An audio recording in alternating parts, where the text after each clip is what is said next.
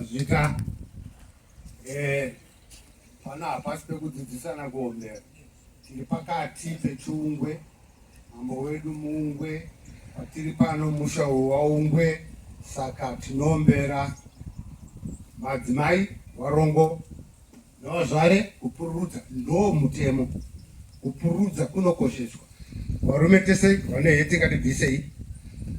Kana ndapfugama tatanga kuombera totombera. Madzimai todonhai pamuri pfugama. Pakaipa. Madzimai mese pfugamai. Hapana asina magokora baba. Pana zvakaita mai izvi. Tina mai, mambo wauya namai, machuma tina machuma. Zvakaita machuma izvi. Izvozvo izvi.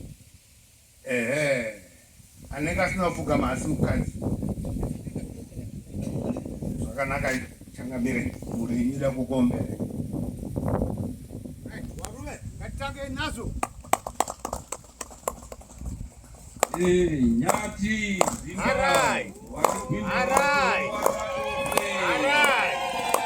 Vakasipa kwambo, machinda, vakasipa here. Vazvare nevarongo, vakasipa here.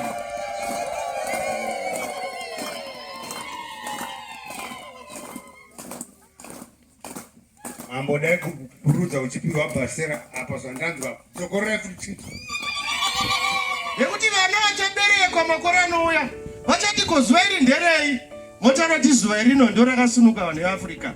Zuva rino ndo razuva kuti vana veAfrica vanokoshesa urudzi rwavo, vana veAfrica vanokoshesa kwavakabva, vana veAfrica havasiri pasi peupamba, vana vasununguka. Tinoti kwamuri mose titambire mazvita nekugamuchira kukokwa kwenyu kuuya kuno kuNyaradzo. Ndichagamuchira vari pano, kunyangwe nevamwe vasati vasvika. Tina DDC vedu Mr. Mashindi vangadaro vasati vasvika, asi tinofanira kugamuchira vachizosvika. Tine ZPCS yedu kwese Rusape neNyazura vakamirira officer in charge. Tina CCO Mariridza, Madam Mariridza, tinokutendai mazvita. Nyazura ZPCS muNyazura tina CEO vakadzungwa, tinokugamuchirai vari pano. Mazvita henyu tinokugamuchirai nekuuya mazvita. Kubva kuPresident's Office tinavo vanomiririra, kana vari pano tinovagamuchira, asi tichigamuchira zvekare officer in charge vedu vaZendera naassistant wavo vaMatongo vasati vasvika, asi tinokutendai nekuuya, tinokugamuchirai murimo munzira. Tine department reZNA commanding officer vedu Lieutenant Colonel Mangezi vanodaro vasati vasvika, asi tinokugamuchira. Chaplain Marova vakamirira ZNA, tinokutambirai. ZRP department tina dispo vedu Madam Kwenda vasati vasvika panzvimbo ino, vakamiririrwa navaMuchawaya vasvika manje manje avo naMadam Takarinda. Tinokugamuchirai mazvita henyu nekuuya, tikuonei.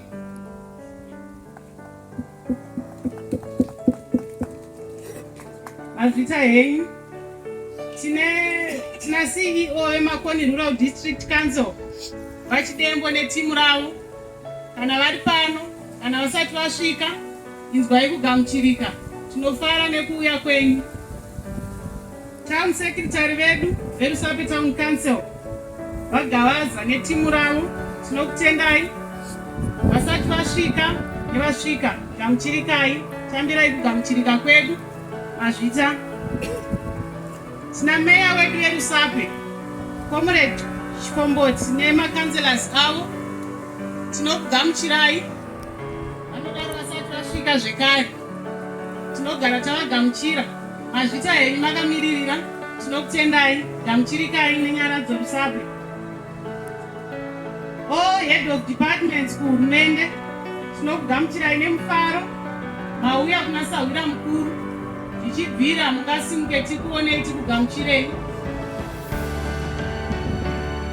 Tichiombera maoko vachisimuka, tinokutambirai, tinokugamuchirai. Mazvita henyu. Tine munyaya dzebusiness, tine formal and informal business people vari pano vakatimiririra, vari dzichitenderera mucommunity, dzichitenderera munyika medu. Tinokutendai, mungakwanisa kusimuka tikugamuchirei.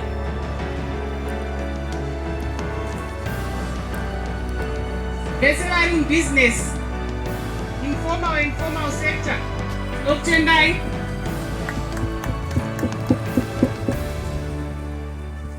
Tine machechi edu auya, vatori pamberi pangu avo tine vabvumi veUnited Methodist Church nevamwe vese vauya. Tinokugamuchirai, tinokufarirai, vari vachitiitira zvakanaka. Pakupedzisira, handiti munoziva kuti huru inokudzwa newayo. Kune vandava kuda kugamuchira.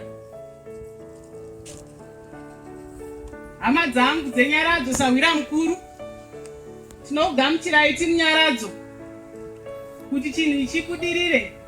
Zvine effort yenyu mukati nekubatsirana pamwe chete. Tinokugamuchirai.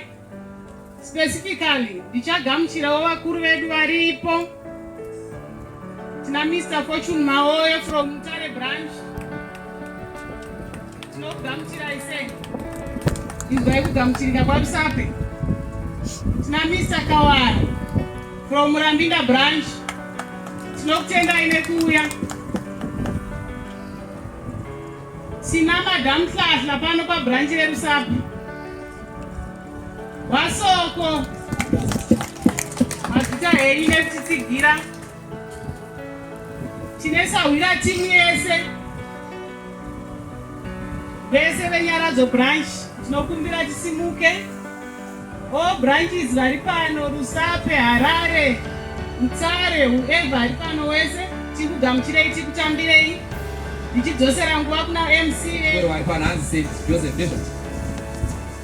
Tinokutendai, chiri nguva yedu taiti vari kufara ahoyi, handiti ndizvo vamunoita here. Saka tinokutendai zvikuru, tinokugamuchirai. Ndamira pano kuti nditaure about Yoita Insurance Brokers. It's a member of the Nyaradzo group. Tinoziva kuti Nyaradzo group ine zvainoita besides funeral zvakasiyana siyana. Tine Yoita Insurance Brokers inova iyo the arm of Nyaradzo group inodhila neatinoti mashort term insurance products. Ari besides funeral, tinoziva kuti vazhinji vedu tinonyanya kuziva nezvemariro, asi tine insurance yemotikari, tine insurance yedzimba, tine insurance yemabusiness yatinopiwa nedivision inonzi Yoita Insurance Brokers, iri division of the Nyaradzo group. So I'm going to run through my products edu atino offer ndisingapedzi nguva kuti ndipiwa munguva yekutaura. Kuyoita tine inonzi motor insurance. Motor insurance tine comprehensive cover kana kuti full cover inova iyo insurance yatinoisa pamota dzedu kuti kana tinge taita loss kana kuti kana tinge tava involved accidents, you are covered. It's either motor yako yatsva, Yoita Insurance inokupa insurance to cover that loss, kana tinge tarovera, kana tinge tasangana nenjodzi dzakasiyana siyana, kana kuti kubirwa mota yacho. Yoita Insurance provides full cover or comprehensive cover for those vehicles. Saka comprehensive cover tinoiwana in all Nyaradzo branches. Tikaenda pamanyaradzo branches edu tinokwanisa kuwana motor vehicle edu. Tikaenda pamanyaradzo branches zvakare tinokwanisa kuwana mazinara and radio license edu. Tisafambe tisina mutero, tisafambe tisina radio license. We are therefore to provide you to be compliant. Tine home insurance. We all know that tinowana malosses akasiyana siyana mudzimba dzedu, imba inogona kutsva, tinogona kubirwa, zvinogona kudamejeka. So tine home insurance iyo inoita kuti protect misha yedu and other buildings such as churches and other business buildings, school buildings against any losses. So let's visit Yoita any Nyaradzo branch topiwa information. Tine maflyer atauya nayo pano achadistributirwa pachaita matours ematents edu. Tikaenda patendi yakanzi Yoita apo tinowana maflyers anotaura kuti home insurance inokavha chii nechii uye maprizes acho anenge akamira sei. Today is asset or risk for my schools, for my businesses and my companies. We cover my damages and my losses. Anouya through different means, ingava property yedu, angava my buildings, ingava equipment yatinoshandisa. Let's also visit our tent and get information about all asset or risk. Then we have farming insurance. We also cover my losses. Anouya patinoita patinorima fodya dzedu, patinorima any other crops. We have my losses anogona kuuya through various ways. So we also cover farming insurance. Then we have health insurance.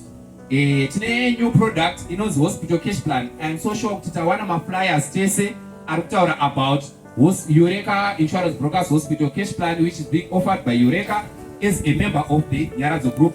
So Hospital Cash Plan is a micro insurance product. Inokubatsira iwewe kana uchinge hospitalizwa. Inokubatsira ni a cash benefits. Tine plans akasiyana siyana sezvakanyorwa pama flyer amakabata. Inotangira from as little as $50 up to $4.50. So tinokukurudzirai kuti munge muchiverenga maflyers edu ayo. Kana uchinge wajoina hospital cash plan, inobhadharwa $50 per individual. Pazuva rega rega rawagara muchipatara unenge uchipiwa $100. Ukajoinawo yaunobhadhara $3 per month, unenge uchipiwawo $200 per day rega rega ravanenge wagara muhospital. Kana ukajoinawo $4.50 unenge uchipiwawo $300 pazuva rega rega rawagara muhospital. So Sawira akauya neplan iyi yakareruka uye iri affordable. Kuita kuti panguva yatinogona kunge tichipinda muchipatara kubudikidza nekurwara tinge tinorerukirwa. Kwete pamata, kwete pakufa chete patajera kuti Sawira anotirerutsira ndima yedu kana tinge tashayikirwa. Uye mukurwara Sawira akauya neplan kuti tinge tichirerukirwa. So patinobva pano patinoita matours, tine ma proposal forms edu vanenge vachida kupila that cash plan for that cash plan product. Tinosvika patendi yakanzi Yoita Insurance Brokers pane bhana rakanzi hospital cash plan. Topiwa maproposal edu tofila maproposal forms edu. Tine under health insurance tine inonzi student health cover for maschools edu ari pano, mateachers edu nemaschool heads. Tine yatinoti student health cover zvakare yatiri kupiwa naSawira mukuru. Iyo inoita kuti tinosangana nemastudents anosangana nema-accidents, ma-injuries during ma-sport activities.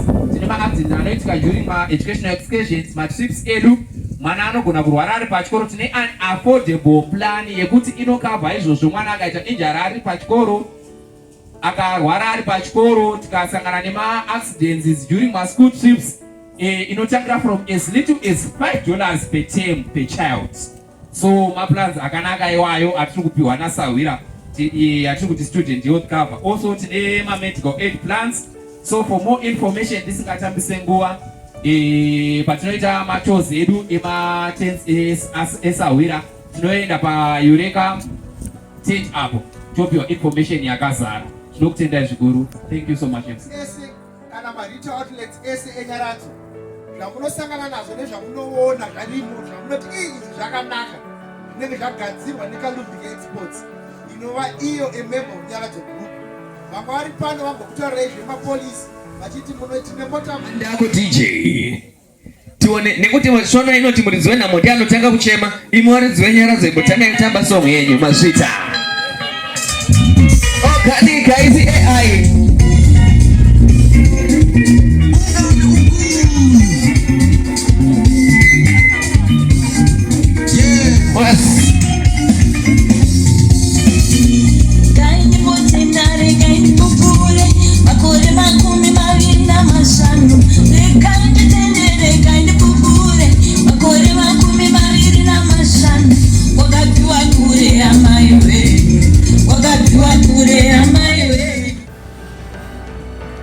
Tichatenda Mwari vatendera umwe naumwe kutanga nzvimbo ino.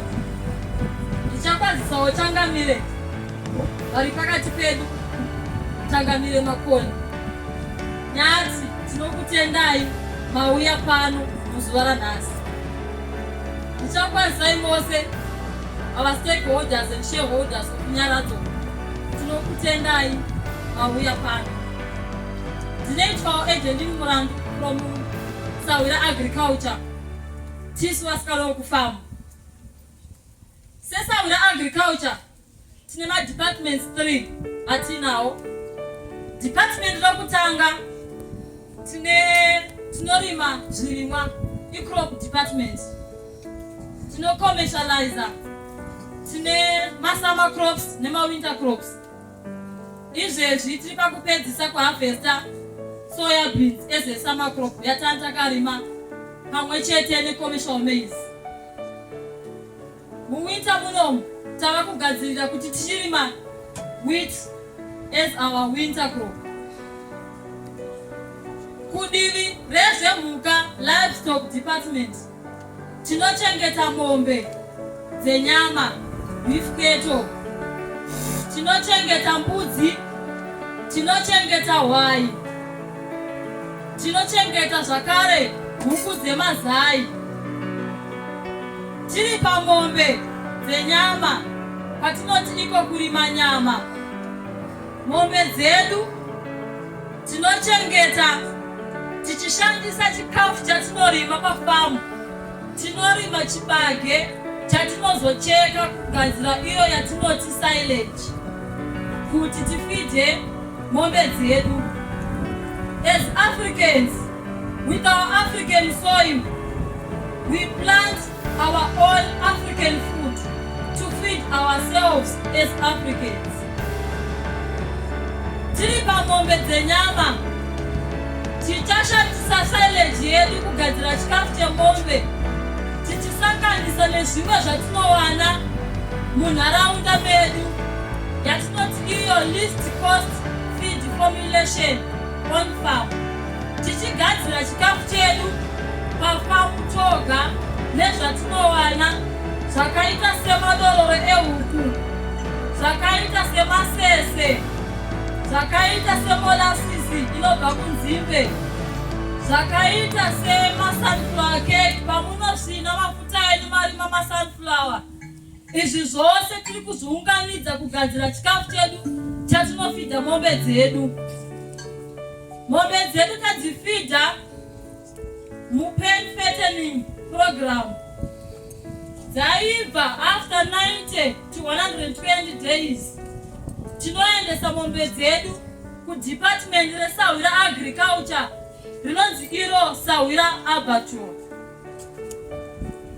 Kuabattoir uku vanotenga mombe kubva munharaunda zvichienderana nema-demarcations anenge akaiswa nevemutemo wekuhurumende vekuveterinary department reDVS kuti mombe dziri kutenderwa here kufamba kubva munzvimbo idzodzo kuti dzisvike paabattoir pedu. Tatenga mombe dzedu tinobhadharana nemunhu atatengera tichimupa mari yake isi tosara nemombe. Mombe dzitadzislota tinowana nyama yemombe. Tinozogadzira zvakare zvinhu zvakaita semasoseji, zvakaita seminzi, zvakaita sechikafu chengwa yatinoti iyo pet food. Tinogadzira zvakare kuSawira Abattoir. Mombe dzedu dzinenge dzabva pafamu pedu kudepartment relivestock tikadziendesa zvakare kuAbattoir dzinonoita same. Saka ndafara kuti pano tine vanhu vakawanda kwazvo vabva kunzvimbo dzakasiyana-siyana, kumabhizimusi akasiyana-siyana. Ndinotenda kuti tichawana vanhu vachatitsigira pakutengesa nyama yatinorima kumunda kwedu. Tiri kudepartment kuAbattoir tinoita zvakare yatinoti iyo service slaughter. Iyi ndeyekuti anouya murimi nemombe yake, let's say ane bhuchari muno Marisami oro kuNyazura oro eni nzvimbo iri padhuze yakapoteredza Abattoir yedu.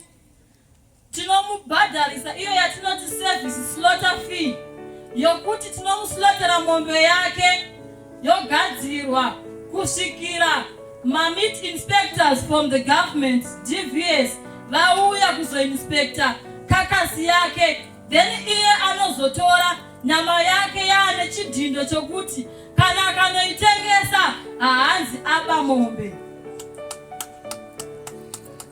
Tiri zvakare kusahwira agriculture, tiri kufamu kwatiri.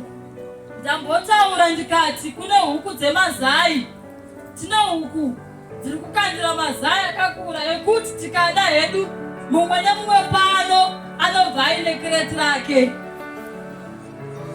Mazai edu kreti riri kuita iro $4.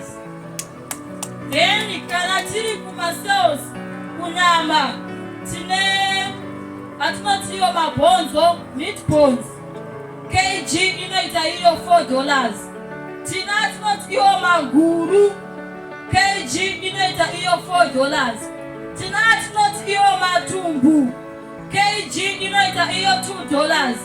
Tina atinoti idzo minzi, kg inoita iyo $7. Tine kana kwava kunyama zvinenge zvava kusiyana kuti grade remombe raita grade ripi. Tine commercial grade, tine choice, tine super, todzoka the least grade zvakaita seeconomy. Zvinosiyana but kutangira pa $4 a kg tichienda kumberi. Tiri kusahwira agriculture kufamu kwedu in collaboration with the SIU. Tine accommodation inoprovidwako under SIU as malodges. Pamalodges edu tinokwanisa kuhosta maconferences, tinokwanisa kuhosta michato, tinokwanisa kuhosta mameetings, tinokwanisa kuita machurch campings, tinokwanisa zvakare kuaccommodata maschool trips. Izvi zvose zvinowanikwa kurujeko kunyazura pafarm resahwira agriculture. So as Africans, as we are here today celebrating our Africa Day, I encourage each and every one of us to have unity, honor, respect, dignity. I thank you. Tinotenda mazviti and well spoken indeed. Zvakatangira muno ende zvinoya munomo. Regai pachikamu chino ndakukoka chikamu chegoka mufaro vatiridzire patinoda kuzokoka Ishe Mchembere muzukuru wa mambo auya azotikokera mambo wedu kuti wazotaura kumhuri yawo yaungana pano naika kana pana rasa foni yake uyai taure kuno ndauti kugadzirire ipane foni yanhongo atoda kutenda vanyamupingidza Christopher vatiwanira foni iyoyo vakabva vatendeseka pakuti aiwa tiridiwa nemuridzi wayo. Saka pana rasa foni yake hombe unouya totaurirana handitika.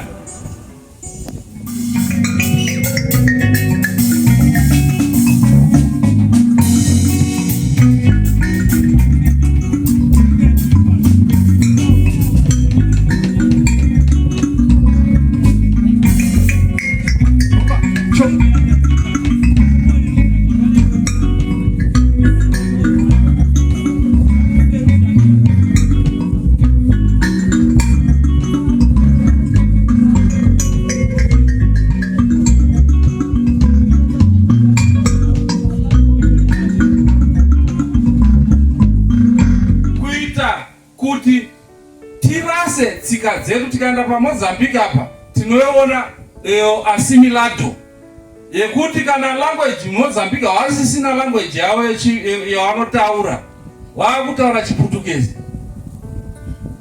Saka wagara that Berlin conference ndopavakauya ndokutora ndokukoloniza Africa yose kubva kuCape Town kusvika kuCairo. Tinozoona kuma 1960s nationalists wachitungamirwa nana Kwame Nkrumah, wachitungamirwa nana Nyerere, wachitungamirwa nemagamba akaita sana Joshua Ngomo muno muZimbabwe Edward Chitepo ndopavakagara ndokuona kuti tingadzikinure sei Afrika. Hondo dzakatanga kurwiwa muAfrica wachirwira liberation kuti tisununguke kubva muhutapwa.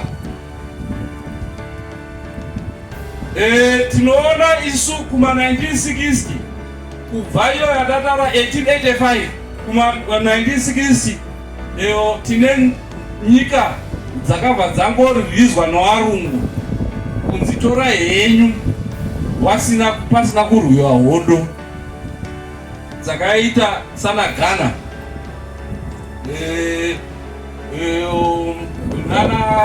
nana Egypt nedzimwe dzakadaro dzakabva dzangopuhwa independence through mukutaurirana, asi dzakaita sana Zimbabwe dzakaramba dziri muhutapwa. Tikazoenda kuhondo yakarwiwa muno muZimbabwe, hondo dzakarwiwa kunana Mozambique, Angola, South Africa, kunyanyanya ku Southern Africa kuno ndo kwakazoita hondo dzakarwiwa